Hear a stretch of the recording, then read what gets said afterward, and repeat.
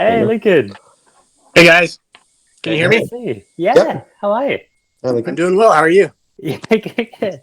So good to see you. Like after all these years, I think. Yeah, it's been a little while. We connected up. You've met Stefan and Jono from the. I don't think we haven't met in person. I think we've talked over the years for like 10 years, probably. Yeah. It's been a long time. Yeah. From time to time. Amazing. Time to time, yeah. I know. Can't wait to sort of all do a field trip to Utah or something like that. Yeah. Yeah. Yeah, I'd be happy to host you here. It'd be great to see you. That'd be amazing.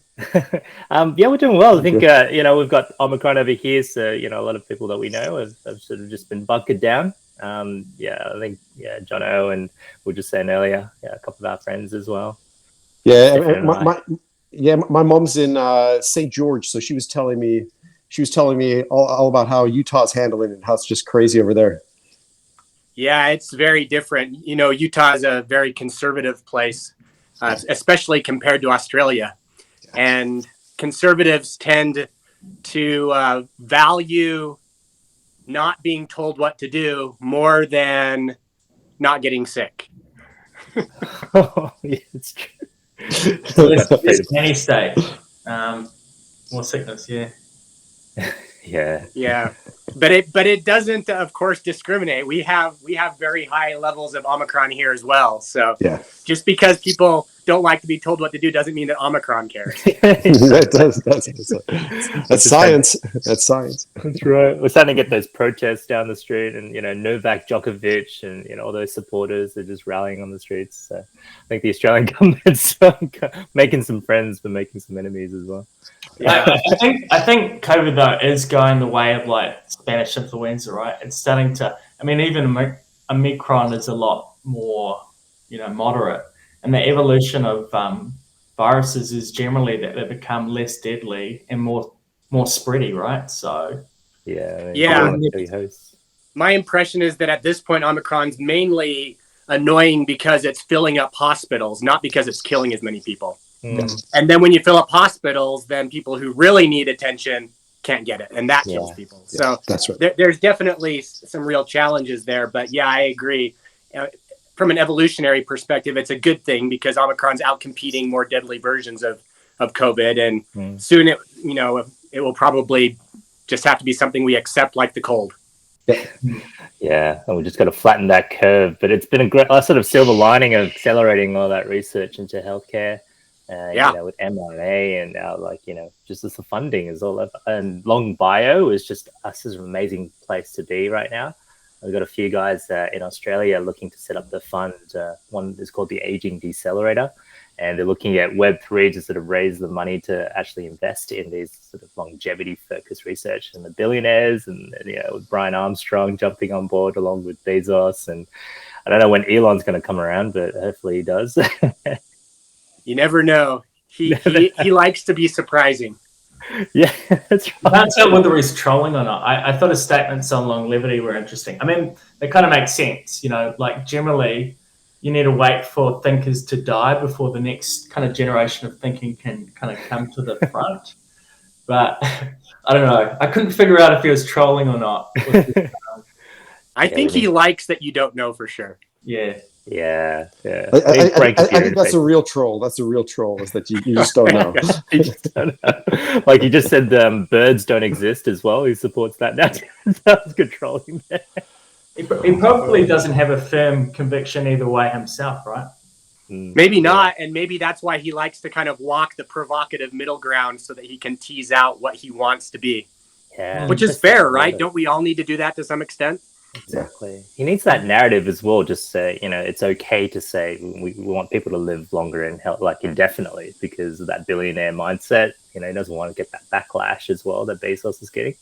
So yeah, interesting to see. But thank you so much for taking the time, Lincoln. For sure. So this is one of our first conversations as a transhuman coin that I'm trying to put together a podcast for as well.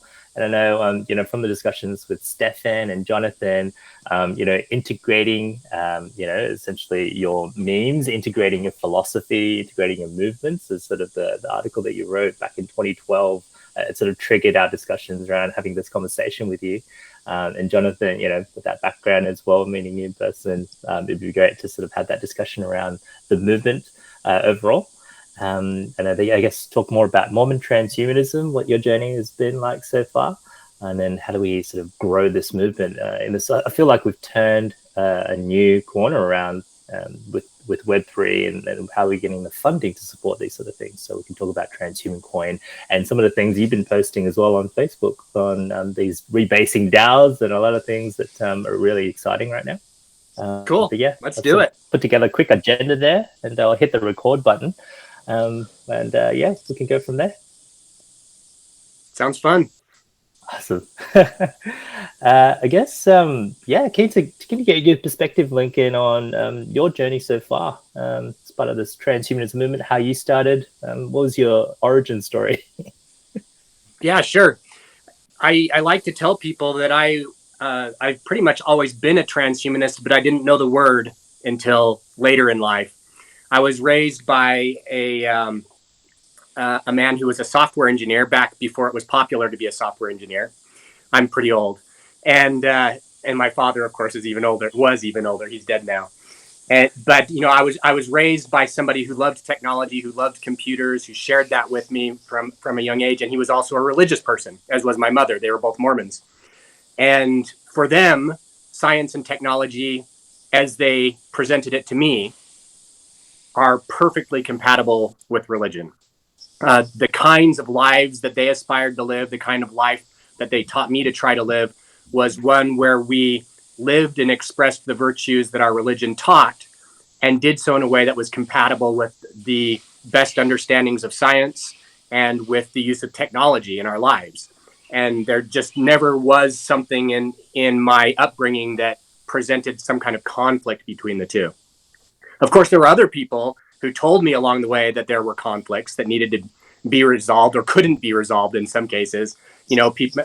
Some Mormons, like some fundamentalist Christians, had problems with evolution theory, for example, and that bothered me. I spent quite a few years trying to figure out why they thought that and debating with them. And it turns out that debates with fundamentalists, whether they're Mormons or other kinds of fundamentalists, are often not really productive because they aren't actually debating the issue with you. What they're doing is they're presenting a front to some other set of values that's more important to them, that they feel like they have to defend by rigidly upholding a particular set of dogmatisms.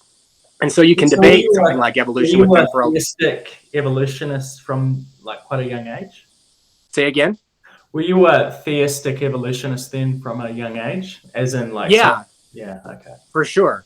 Yeah, so I was born, just to set the context, I was born in 1974, and it wasn't, of course, until the 80s when I was, a young person, a teenager, that I really was thinking very hard about those kinds of things. And it posed a lot of questions for me because there were fellow Mormons who were very opposed to it, but I didn't see why they were.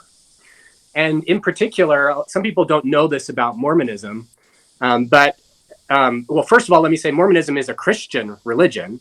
We revere the Bible, we revere Jesus, like other Christians do. But we have some different theological interpretations than most of mainstream Christianity.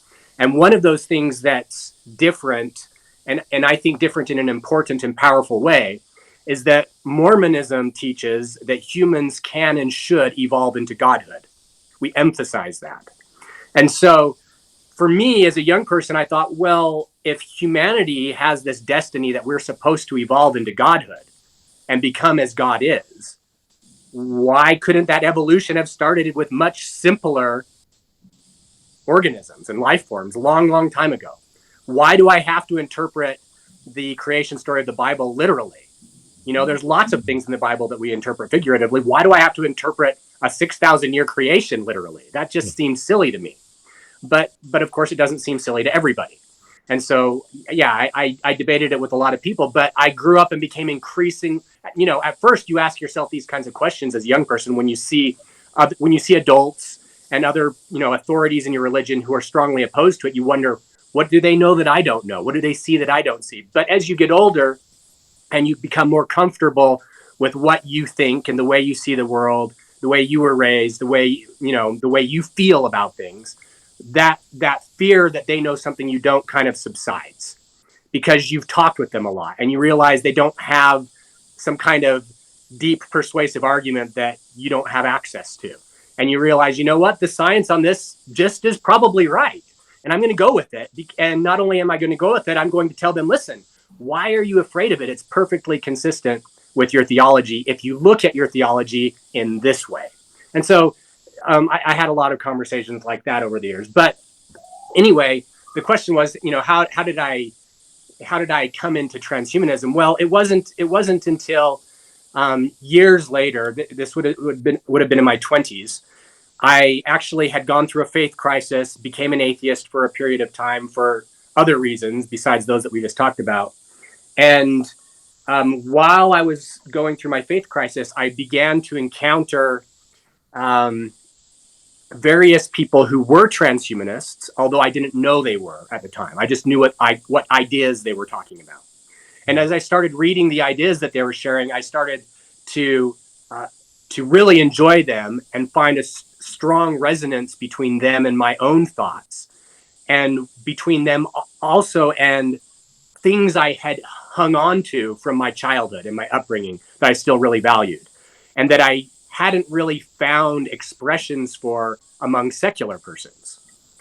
And transhumanists were talking about these things that in some ways sounded very Mormon, but of course they weren't religious at all. Lots of them were atheists, as I was at that time. And so as I began encountering these ideas and I started tying some connections and realizing what the network was I was dealing with, I realized what kind of shared identity there was among them. And it came out in various ways. I heard people call themselves singularitarians, of course, too. What a silly name. I can't do that. There's way too many syllables. So, and plus I'm not really, I have some, let's just say I would not identify as a singularitarian because I have some concerns with how the reasoning is presented for a technological singularity, some kind of a hard takeoff. I actually am skeptical of it, but I think it's a momentous enough hypothesis that we should seriously talk about it. I just don't think it's actually true, but I could be wrong. I just don't think I am, of course. None of us think we're wrong, right? So anyway, I'm not a singularitarian, but I did end up identifying as a transhumanist because of the influence of people that I encountered who shared ideas with me that resonated with my own and with my upbringing.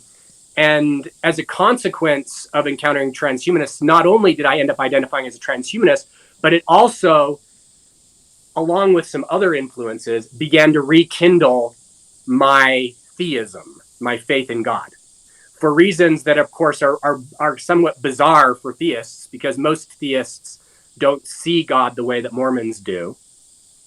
Although there are some strong compatibilities between the two. Mormons aren't in any way absolutely unique. There's a lot of things in common between theists, but there are some strong reasons, unique reasons, why transhumanism speaks very strongly to some Mormons, as it did to me.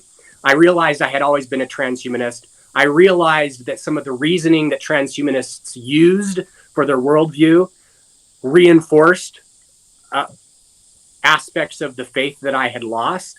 And over a period of years, I grew back into it. And for both logical reasons and for aesthetic reasons that are harder to put into words, they're more like feelings, but the combination of the two, I returned to what I would call, a person of faith, a theist again. And so at that point in time, I was having conversations with a lot of other Mormon philosophers and Mormon technologists about the kinds of ideas that I was discovering and thinking about. And in 2006, 14 of us organized the Mormon Transhumanist Association. Within a few months, we had proposed an affiliation with the World Transhumanist Association, which later became Humanity Plus. The board of directors accepted our proposal. We became the first religiously oriented affiliate of the World Transhumanist Association. And from there, we've been advocating for Mormon and Christian and religious transhumanism generally. We've networked with non-Mormon Christians. We've networked with other religious transhumanists who aren't Mormon or Christian. And of course, we've networked with secular transhumanists. And we've done a lot of work now as an association for that's like 16, 17 years now. I mean, this is ancient day stuff for the transhumanist movement. We were not the first religious transhumanist group, but we quickly became the largest. And now the only one that has surpassed us is the younger but faster growing Christian Transhumanist Association. I'm also one of the founders of that organization, so it's kind of like a friendly competition we have. But so I identify as both, as a Mormon transhumanist, a Christian transhumanist. And if I am talking to people who don't like religion at all, I'm happy just being a transhumanist too, if I need to be. That's awesome. Thanks so much, Xing. Yeah, it's quite a journey. And that integrate your ideologies. So you mentioned that there's some doctrinal differences. I mean, I was raised as a Calvinist, so I'm reasonably familiar with Christianity. Actually raised as a creationist, like 6000 BC one. So once I got through the whole evolution type thing, there was a few kind of questions, but also Calvinism is quite a different theology to other kinds of Christianity. So out of interest, what is it that I guess you could say was introduced as part of Mormonism? Because obviously it had its additional kind of doctrine, in the 19th century that was kind of added, or you could say added into the overall kind of Christian message. So I guess what are the core things that make it different? Sure.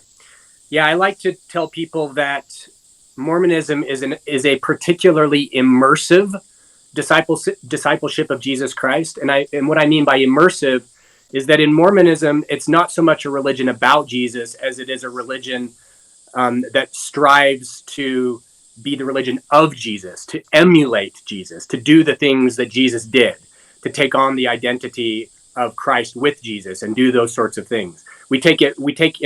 In Mormonism, we take very seriously this idea that we take on ourselves, as Jesus exemplified, the name of Christ. And so what does that mean? Well, it means that we should console people like Jesus did. It means that we should heal people like Jesus did. And ultimately, if you read the Bible, Jesus commands his disciples to raise the dead.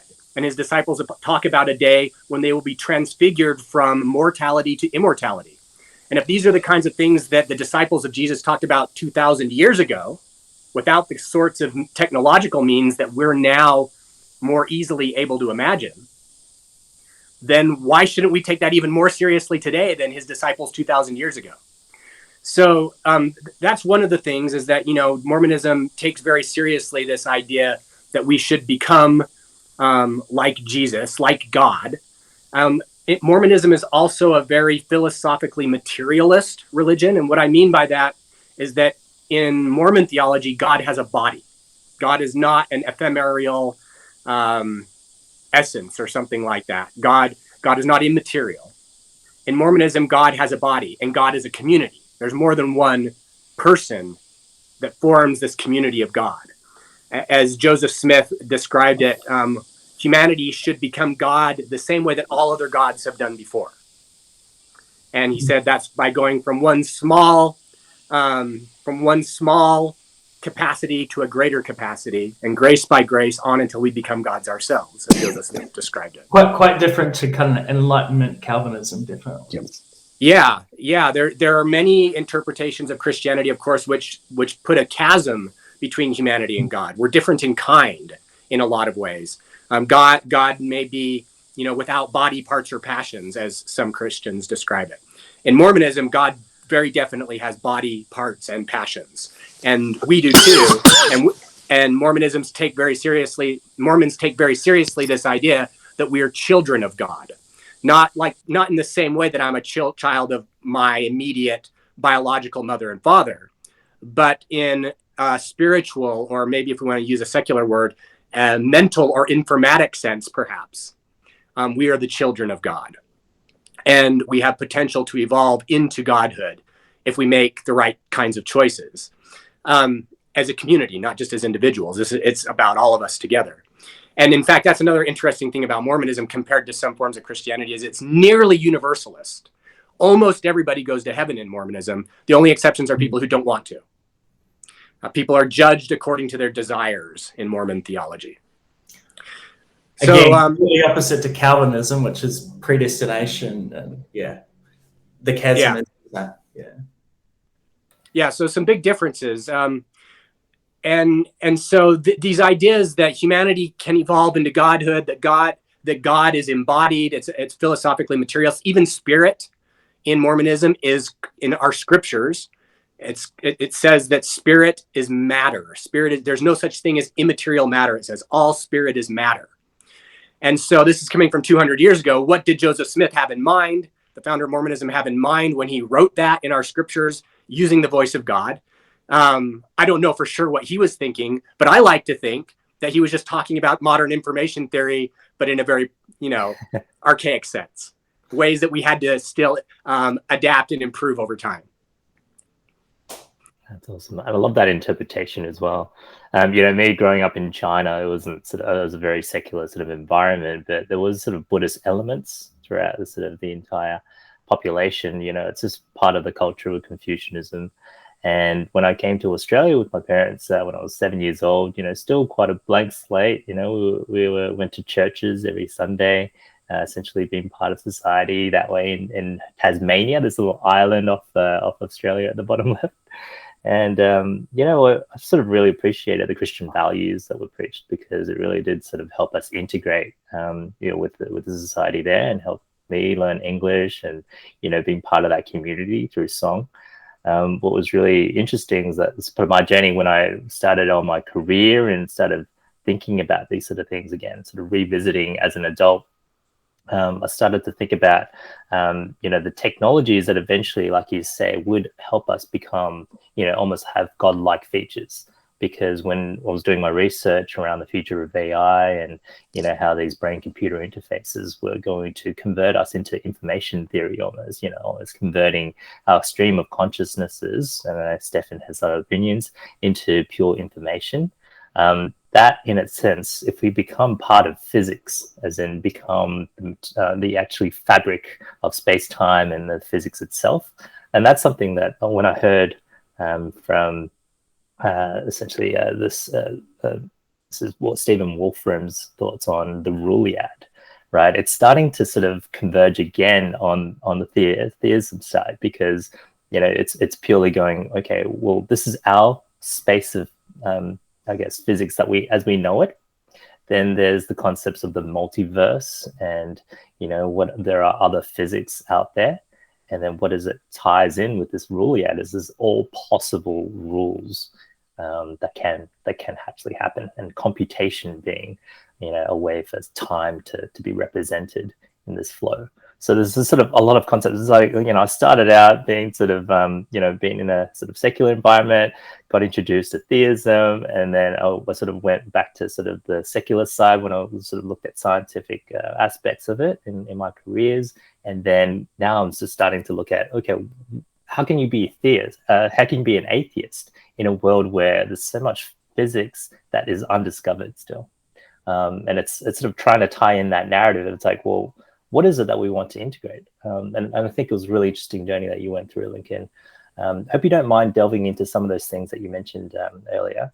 So no, absolutely not. I'm happy to talk about anything that interests you. There's nothing off topic or off limits for me. That's awesome. So one of the first things I noted was, you went through the atheist period. So what was the trigger for that journey for you? Well, it had built up over years because of various dissonance from various aspects of my religious tradition that I didn't entirely agree with, or I had concerns with, and problems that I saw in the world, predictable things, problem of evil type stuff. But it really came to a head when my father died of cancer when I was in my early 20s. He had had cancer twice before when I was a child and a teenager, and then a recurrence of cancer killed him in my early 20s. And I had a great relationship with him. I loved him a lot. And when things like that happen, it's, I think, fairly common for most people who believe in God to say, okay, why did somebody I love so much not only have to die, but had to suffer so terribly before dying? You know, is that compatible with a world in which God exists? And I was deeply troubled by that. And of course, this is not a novel problem at all. This is probably the most common reason for people to become or to remain atheist. So yeah, for a number of years, that's where I was. And it took various changes in perspective and experiences for that to change again. Now I do believe in God in many ways very similarly to how I believed as a child, but also in some ways very differently. You know, we grow up, we learn things, and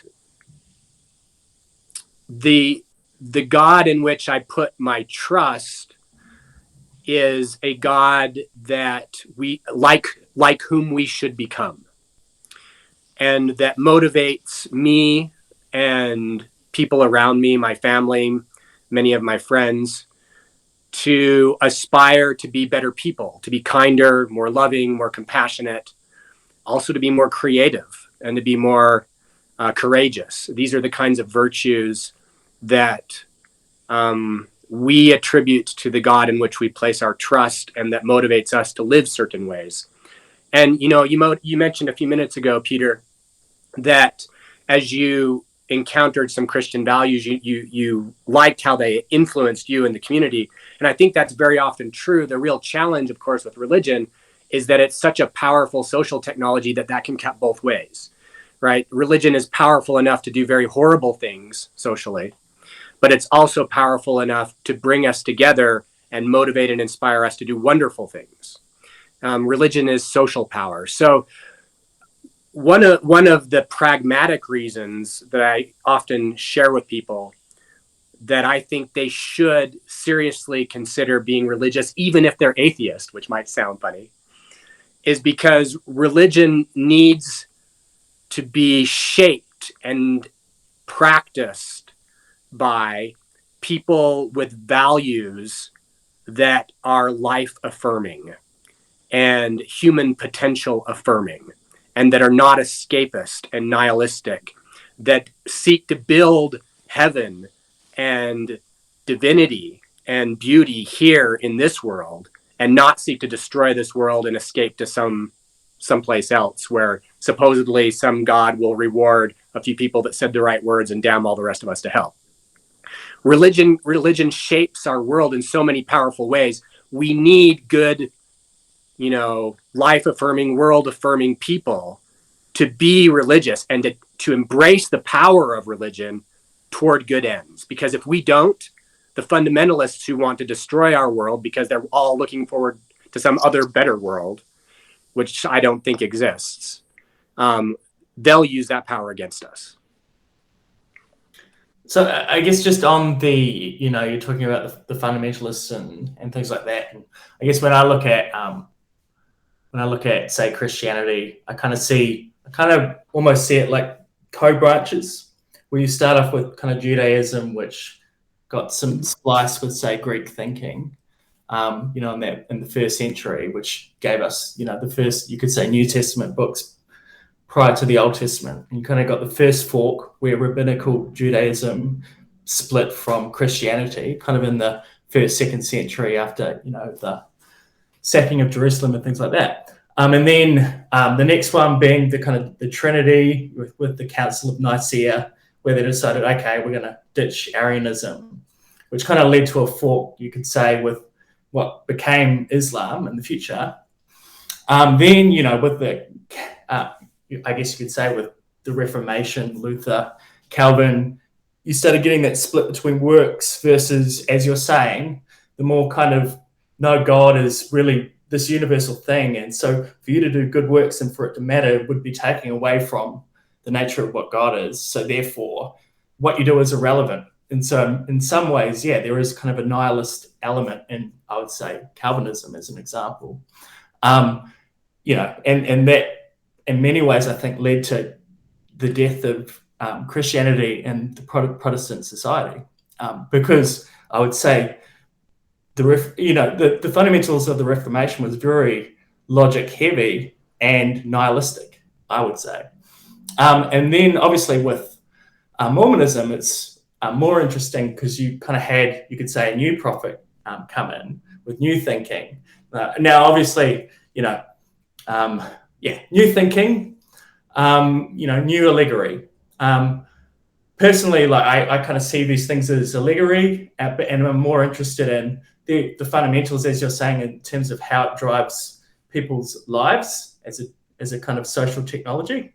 But one of the aspects that can make that difficult is that each fork in the co-branch isn't like software, in the sense that if you're building software, you do a fork, you're still going to be doing new releases. You might do a co-merge, you might merge some branches together and whatnot. But the dogma of a lot of, you could say, organized religion is, in many ways, it's, if you treat it as like a mimetic organism, it's very self-protective, which means, you know, people are indoctrinated that their dogma is the correct dogma, and it's been infallible for the last 2,000 years. You're like, nothing can change. And the issue with that, of course, is that with the kind of massive amount of technology change that we have, the social technology that made sense in the first century doesn't make sense in the 20th century. And there's only so much reinterpretation you can do. What I mean by that is, so I went to an Anglican service with my parents a few years ago, and, you know, it's 90 minutes long or something. There was only one reference to the Bible, which is just like God is love or something like that. Because, to be honest, if you read the Bible, you'd be like, what the heck? God is, you read the Old Testament, God is basically telling you to go ethnically cleanse, you know, Palestine. And he will get angry with you if you don't kill enough people, which is kind of no longer, you could say, no longer part of the social technology we would be wanting to, you know, to get people to adapt, right? So how do you get around that? Because what I mean is, if you take Christianity, it does still, for better or worse, say, we've got these books that, you know, some Greeks agreed on in the Roman Empire in the 1st, 2nd, 3rd century, right? They came up with the list. This is the list. Hasn't changed, really. Yes, you've had different doctrines for reinterpretation of things. Hasn't really changed since, apart from in the case of, say, Mormonism, which obviously everyone else says is heresy. But how do you get around that problem of each, say, Christianity, we have an infallible book that can't change? Because the only way I can see getting around that is simply to reinterpret the Bible essentially out of existence. I mean, keeping little bits of allegory, and I like what you were saying around the New Testament and looking at what Jesus did, as opposed to, you know, some of the other aspects of what's written in even the New Testament. But how do you get around that? Yeah, so one of the theological innovations of Mormonism that I value highly is the idea that we always need more prophets and more scripture, that the work of God is never finished, that God never stops speaking. God didn't stop speaking when the various oral traditions were compiled into the Hebrew Bible. God didn't stop speaking when the evangelists wrote their gospels and Paul wrote his epistles. God didn't stop speaking when Joseph Smith compiled his revelations into the Doctrine and Covenants and gave us the Book of Mormon. And God isn't stopping today. And Mormonism, like Christianity and Judaism before it, is not the end of God's work. And I think that's really interesting, because I'd say it's one of the few branches of Christianity that has that thinking. I would say a lot of it is down to the Roman Empire trying to consolidate on a doctrine. But what that led to is just, it cannot change. This is the doctrine. And so, yes, you had a lot of conflicts around what the doctrine was, but that was all about interpretation of what had already been, as opposed to, say, new prophets or new thinking. Yeah, agreed. The influence of Greek philosophy and Roman politics on Christianity is hard to overestimate. the influence is pervasive. And that's not an entirely bad thing. You know, Christianity has adapted in major ways for 2,000 years to the science of its day in important ways. That's why it became so influential. And that's why it did all of the good things it did, in addition to whatever bad things it has done. So when I say that it's been deeply influenced by Greek philosophy and Roman governance and politics, I'm not saying that as merely a criticism. I'm saying that's just the truth. That it absolutely was. Yeah, definitely. And in software terms, that'd be technical debt. You know, there's just so much sort of things that in the past it's happened in the influences. But it's not just technical debt. It's your dev community and whoever's running the master branch not wanting to change anything. Exactly. And, you know, to sort of bring the sort of analogy to something that's happening in the crypto space now, like Bitcoin maximalism. So to sort of try to pivot and steer all the conversation towards it. But and also reflecting what you've said earlier, Lincoln, and really apologize for what happened in the past. And, you know, it's like we have these challenges of faith because of these sort of things, but, you know, our sort of dedication to, you know, what we think is the mission and the movement really does bring us all back to it. But yeah, things like, I think we've worked with Celeste as well at the Christian Transhumanist, some sort of like great work you're doing as well with that community. So connecting up with the movement.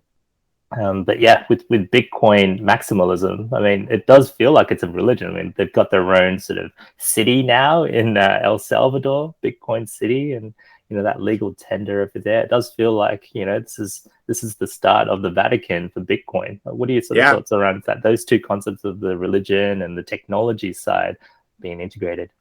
Yeah, sure. I like to define religion in terms of function, as any practice that provokes a communal strenuous mood. And as such, there are many things that aren't nominally religions, which still function as religion. For example, people sometimes criticize transhumanism for being a religion. And my response to them when they do that is, I say, there are some secular transhumanists who are functionally religious about transhumanism and some who aren't. It can be both. But yes, for sure, some transhumanists get what is functionally religion from transhumanism. And I think that's a good thing, personally. The same kind of thing happens with lots of other domains of human culture. And as you've observed, the cryptocurrency space is not devoid of this phenomena. The Bitcoin enthusiasts love Bitcoin, and everything else is evil, and they're out to fight the good fight to conquer the darkness that's surrounding them. And you know, to some extent, there's something good about that, because I value the work that they do at Bitcoin. And if they're motivated deeply to make it successful and to evangelize it, I think that that's generally a good thing for the cryptocurrency ecosystem. And more importantly, I think that's generally a good thing for what we're evolving into with potentialities in decentralized governance and other forms of cultural advances that will arise from these technologies. So I'm not opposed to these new functional religions forming. Now, sometimes they annoy me because sometimes they're just wrong about some of their dogmas, right? As all religions can be and often are. But you're right. Often it does function as religion, and I'm generally okay with that. It's almost like the same things happening with the fundamentalists, and then you have people that want to continue to iterate and hear the continued voice of God and trying to sort of iterate and get that contemporaneous approach with these old coins. And Ethereum, I think, is one of the sort of first forks that Stefan sort of mentions of sort of the Bitcoin religion, because, you know, it does, people like Vitalik, you know, talking about integrate your ideologies. Vitalik is also, I think, a transhumanist at heart around longevity, and also bringing the ability for the Bitcoin network to eventually iterate through Ethereum. So I guess, like, I think how did you get into cryptocurrencies? What are your thoughts on, you know, the future of, you know, this decentralized future around, you know, using cryptocurrencies as a way to accelerate some of transhumanism as a movement as well? Sure. The Mormon Transhumanist Association has a number of people who were involved very early in the cryptocurrency space. We started talking about Bitcoin in our discussion groups in 2012 or so. And several of us started participating in Bitcoin at that point. And then, you know, things became increasingly interesting when Ethereum, as you already mentioned, kind of poked its head out and said, "Hey, look what this can be. Look what this can do." And I'm a huge fan of what Ethereum has done, and also what the many copycats, if you will, of Ethereum have done. I think it's great. I think it's like a Cambrian explosion of decentralized finance and governance evolution. We're seeing new ideas, new abstract organisms coming into being, procreating, some surviving, some dying, new generations forming. And I think that in the long run, this is going to be a wonderful thing for the future of humanity. Of course, there's pain along the way. That's how evolution always works. But I'm very optimistic about the end results. As I alluded to a few minutes ago, you know, it's interesting and important that cryptocurrency starts as a revolution in finance, but that's not where it will end, assuming that the financial part succeeds, and I believe it will. Frankly, I think it already has. I would be shocked at this point if cryptocurrency were to die. It's too integrated into too much anymore for it to just disappear. That would be like saying the internet was going to die in 1996 or 97. No, done deal. It was part of humanity by that point. And I think we're like getting close to that, if not already there, with cryptocurrency. But it's also not the end of the story. I think that if you really want to change the way that people organize themselves and cooperate with each other and engage in building communities for the better, it's not enough to have pretty ideas. It's not enough to go out there and say, "Hey, listen to me. I'm smart and I'm logical and I can tell you a better way to live." That works to some extent, but I'll tell you what really motivates people. Not fancy speaking, economics motivates people. If you fundamentally change the way that human economics works, you will open up new ways of cognizing the world, new ways of perceiving the world that were not practically possible before.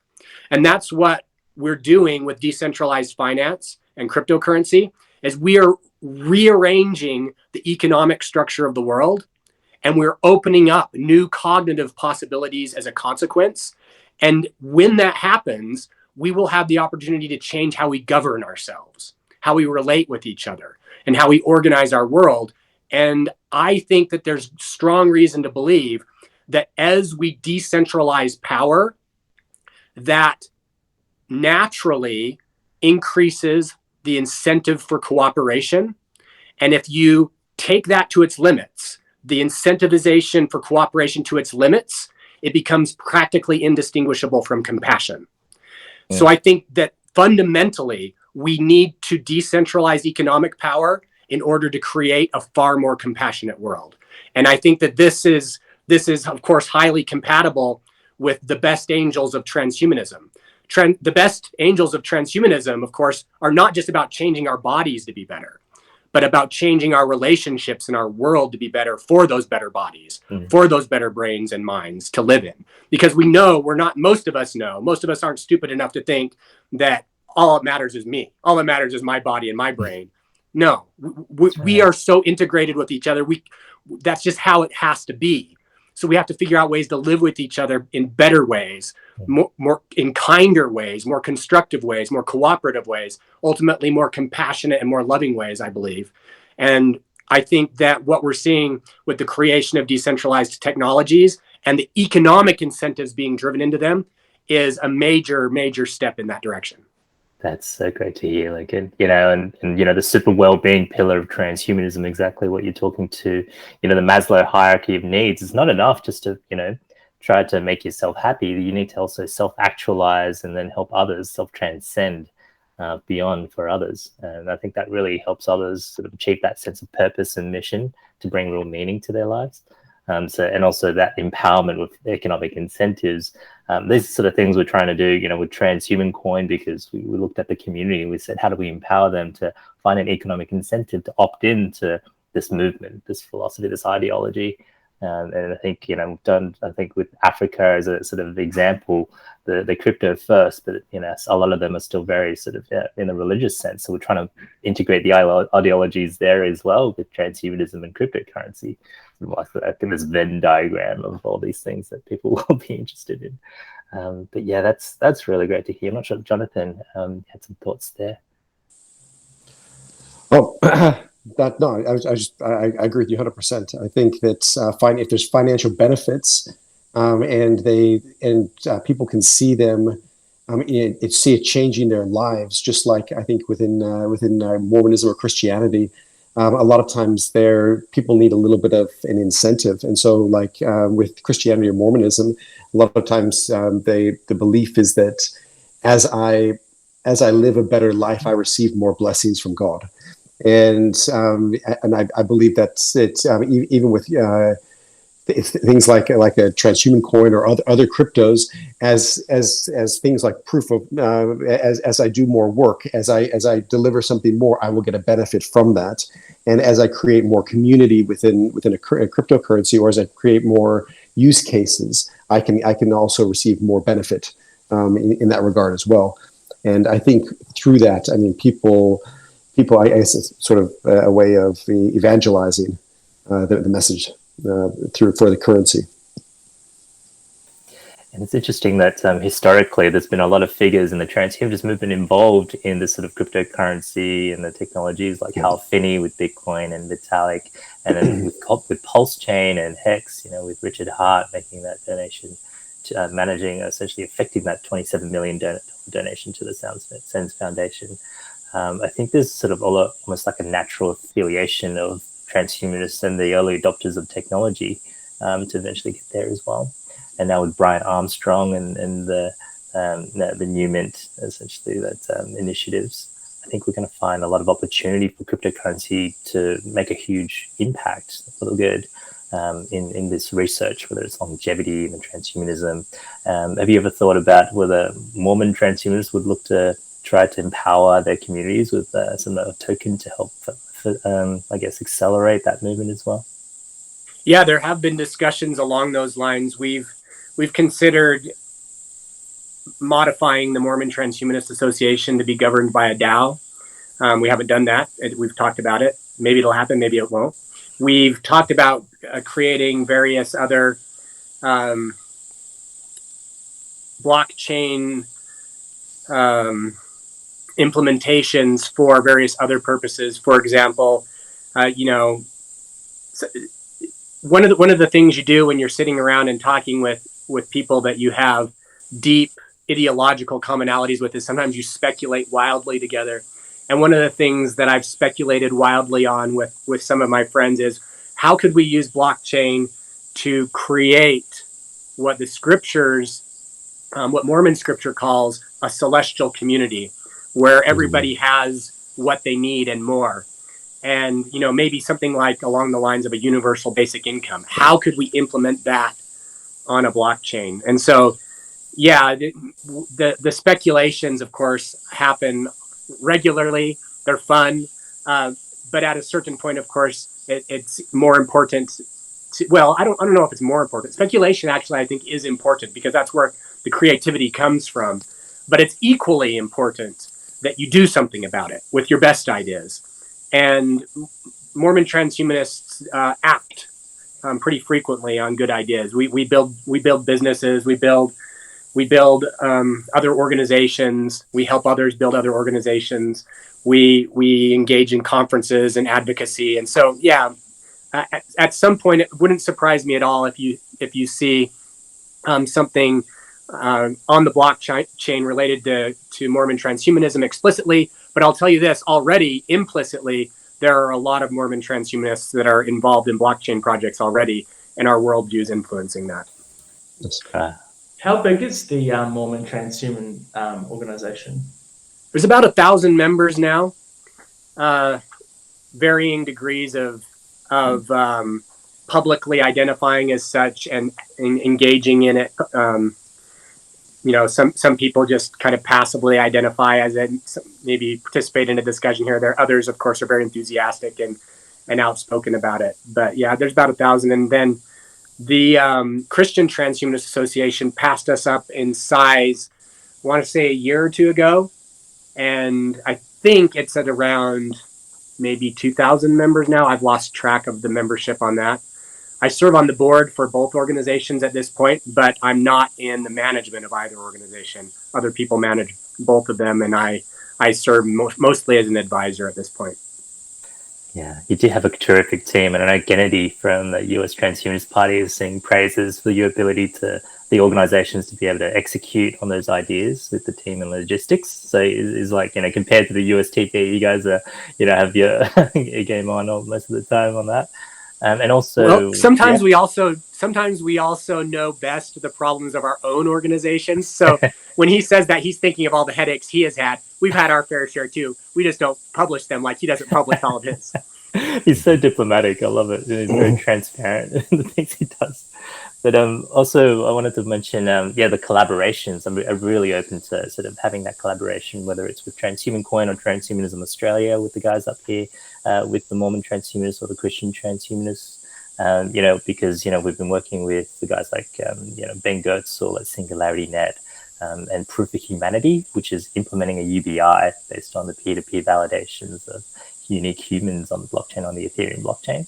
And also we want to work with Chris Hoskinson at Cardano, who also is a proponent of longevity as well. So there's a lot of sort of, I guess, transhumanists in that sense in the crypto ecosystem. And I think integrating our ideologies, working together on those initiatives was a fantastic way for us to accelerate that movement.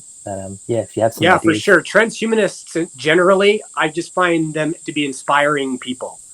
Like I love to look at what they're doing, because almost always they're like thinking about and working on something cool, something that motivates me too. And of course, I can't do everything alone. Much as I might like to try to do everything alone, I can't.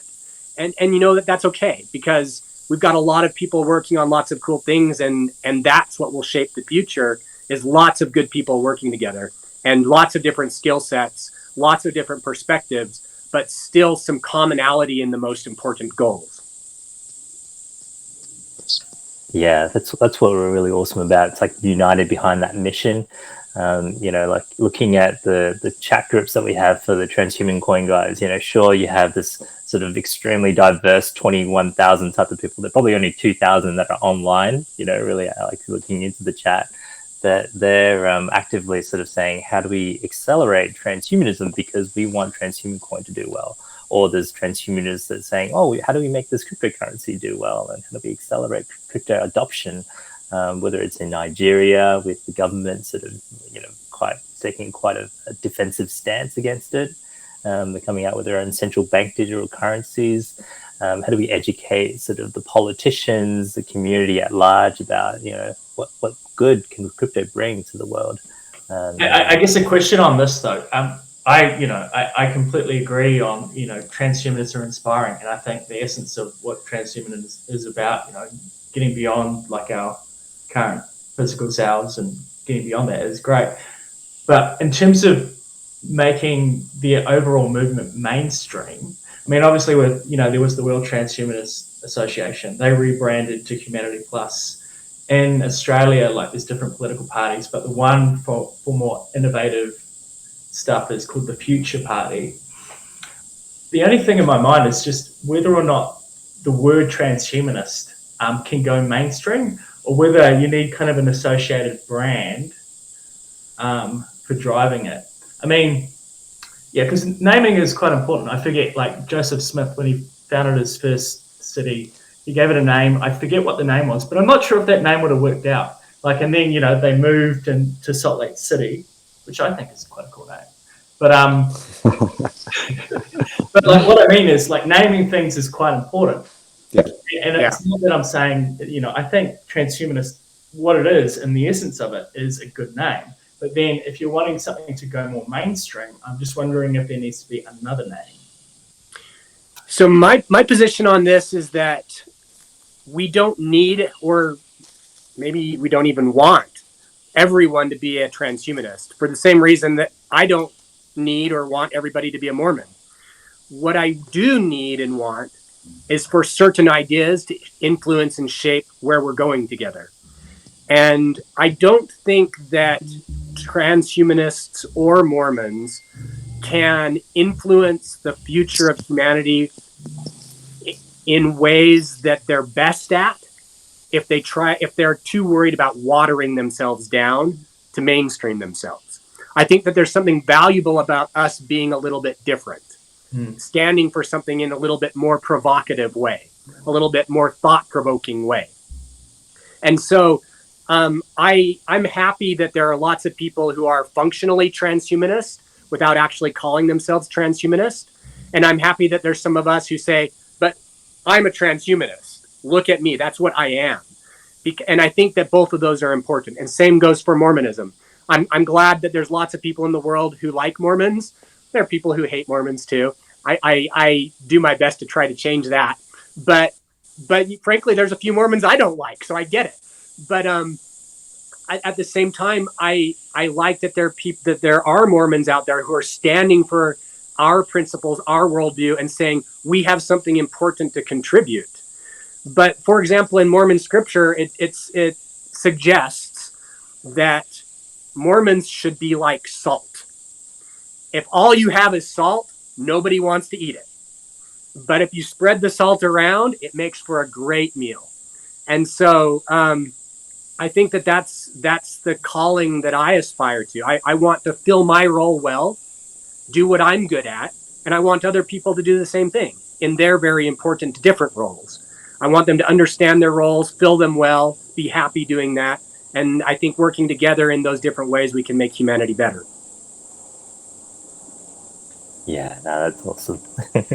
I guess I'm conscious of time, Lincoln. Have you got just the last couple of minutes, just to maybe some quick fun questions around, I guess in science fiction, you see, the Mormons come to play quite often, for example, in The Expanse, and they're building out the ship of Nauvoo. What are your thoughts on the future of Mormon transhumanists making that actually happen? Well, so if they had actually talked to Mormon transhumanists when they made The Expanse, it would have been way cooler. But I'm glad they realized that Mormons are going to still be around, because we will still be around. We're tenacious. We'll be there. And yes, we probably will be trying to build things like generation starships. Who knows? But one thing they didn't quite get right is Mormons aren't pushovers. We like to fight for things when people start being mean to us. And we would have fought back a little bit more than they showed in The Expanse. In The Expanse, they basically said, "You stole my spaceship! Oh no!" And then they go away. Real Mormons won't do that. Real Mormons will be after you if you steal our spaceship. That's true. And then when you say you're sorry, we'll forgive you, but not until then. But you give the spaceship back. No, but yeah, I love the fact that Mormons appear in science fiction often. I don't even, and it doesn't bug me that sometimes we're portrayed in silly ways. That's okay. I like that we're there. I like that people understand that we're part of we're going to be part of the future. And I like that they depict us as part of it. A podcast I was listening to yesterday reckoned that Joseph Smith would have been a science fiction writer if he there you go. In the 20th century. For sure.